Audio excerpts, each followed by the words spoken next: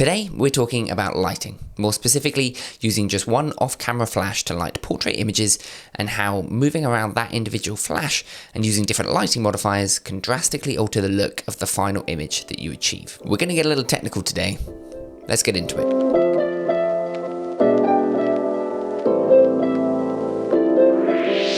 A while ago now, literally almost 12 months ago, I picked up a new flash, the Godox MS300. The last video that I put up was in fact a photo shoot with this flash and an ultra-wide angle lens. I'll put a card up the top and a link in the description to that video if you haven't already seen it. In reality, I purchased this flash to try and educate myself a little bit better on how to use an off-camera flash in portrait photography. And thus, the idea for this shoot with my good friend Joe was developed. I met up with Joe at his house and he kindly volunteered to model for me, and we got to work on testing out how different lighting modifiers and different lighting angles affected how the light fell on Joe's face, and seeing what was the most flattering. For all of these images, I was shooting on film on my Mamiya RZ67 with a 180mm lens, so roughly an equivalent of an 85mm lens on a full frame sensor. The different lighting modifiers that I used for this shoot were the bare bulb for the light, which clearly is not ideal for portraits purely to see what it looked like though, a shoot-through umbrella where the light fires through the umbrella but is pointed at the subject,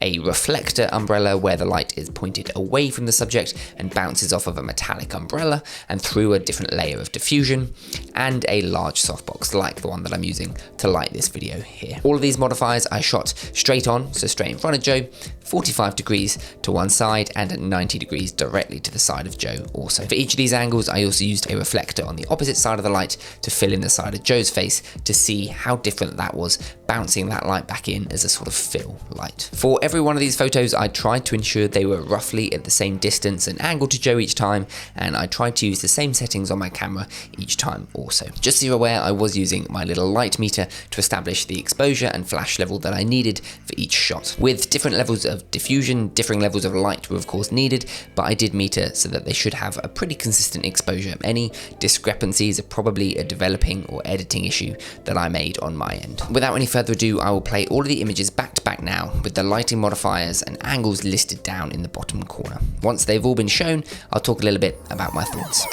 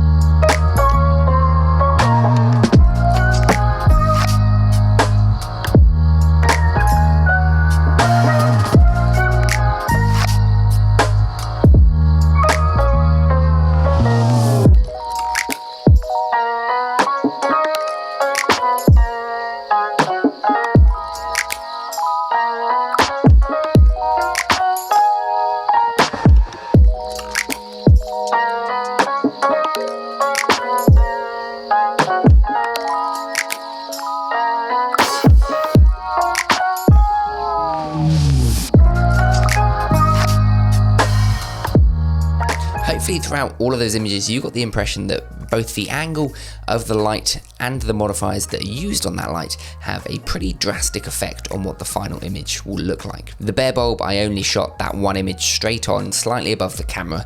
Clearly it didn't have a very flattering look and gives off a sort of mugshot kind of vibe almost, and that's what I was expecting, and that's why I didn't want to waste a load of film on that. The next set of images were all with the shoot-through umbrella. Straight on, it's quite a nice and flattering quality of light that actually hits Joe's face, and when paired with a reflector underneath Joe, which is called Clamshell Lighting because you have a light above and a light below, it just fills in some of the shadows under his chin and his eyes. At 45 degrees you can see that there's still a lovely soft quality to the light, but it just gives a bit of shape to Joe's face, creating some shadows on the side opposite the light, which is quite nice for a portrait. This is how you achieve the often mentioned Rembrandt lighting technique, where an upside down triangle of light appears on Joe's cheek on the shadowy side, sort of around here-ish. Adding a reflector on that side just fills in the darker shadows slightly, giving the portrait a slightly less dramatic look. At 90 degrees, which is essentially parallel sideways to Joe, you get an incredibly dramatic look with almost half of Joe's face in complete shadow and darkness. If we compare that to the 45 degrees look, it's clearly a pretty extreme difference. When we add in a reflector on the shadowy side, it does obviously fill in the shadows a little bit better, and it gets you that little bit closer back to that 45 degrees angle, which I personally think is the most flattering out of these three. The next modifier which we shot was the reflector umbrella. The catch light in the eye, which by the way is one of the most important things, at least in my opinion, for creating a dynamic portrait and really making the model look great. That catch light is maybe a little bigger, slightly more diffused, and the general quality of light on Joe's face is a little softer, a little more spread out, and the highlights on Joe's face tend to peak slightly less because that light is bounced around and goes through another layer of diffusion before hitting his face. I personally prefer this reflector umbrella for a simple portrait like this. The 45 degree shot tells the same story. It captures the Rembrandt lighting look really well, and introducing the reflector just fills in the shadows better, creating a more balanced and slightly less dramatic portrait again. The 90 degree shots look incredibly similar, and so I think when you get to that dramatic of an angle, the slight difference in the light modifier, be that a shoot-through umbrella or a reflector umbrella, doesn't have a massive effect on the final image. The final modifier that we used was a large softbox, the type that I use, as I said, as the key light in the majority of my videos. The large softbox I think has probably the most diffusion, it's the largest modifier, and results in the softest and probably most diffused lighting that sort of hits Joe's face. It also produces the most naturally pleasing catch light in the eye because it's almost a perfect circle of light bouncing off of Joe's eyes, really making them pop and making the portrait look dynamic. If these were shot on colour film, Joe's eye colour would certainly be highlighted incredibly well, probably the best using this softbox. As for the positions, it's very much a similar story. The clamshell lighting gives a pretty cool beauty style look. The 45 degree shots again achieves what most portrait photographers seem to look for in that Rembrandt style of lighting, and again the shadows fill in with the reflector. At 90 degrees, I actually think the softbox gives the best look. The left hand side of Joe's face remains really dark, really giving it that 50-50 split, and because the softbox is so big, we actually still get a bit of catch light in his eye, adding that little bit extra to the portrait. If you're going for a 90 degree side light, I'd recommend a softbox. That's sort of the technical bits out of the way. Just to finish the rolls of film that I had, I took a couple of slightly more creative portraits, all with the softbox, because that is generally my preferred modifier where possible. And for these, I switched out to the 65mm lens to give a really cool wider angle perspective. This lens is one of my favorite for the RZ67 for portraits. You get that wide angle while still retaining a really shallow depth of field. I think they're pretty cool.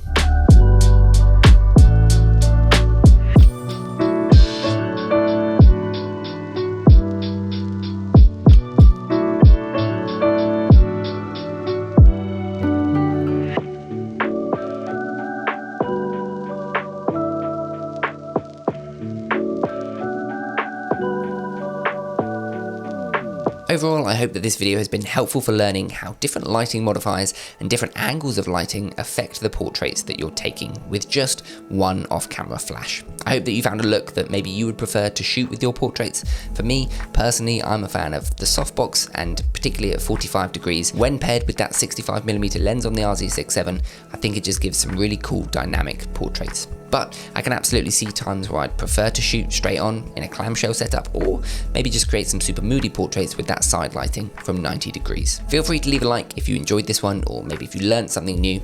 Leave your favorite one light setup in the comments down below, and if you want to see some more of my content, please do feel free to consider subscribing. Stay safe everyone, stay happy, and I'll see you in the next one.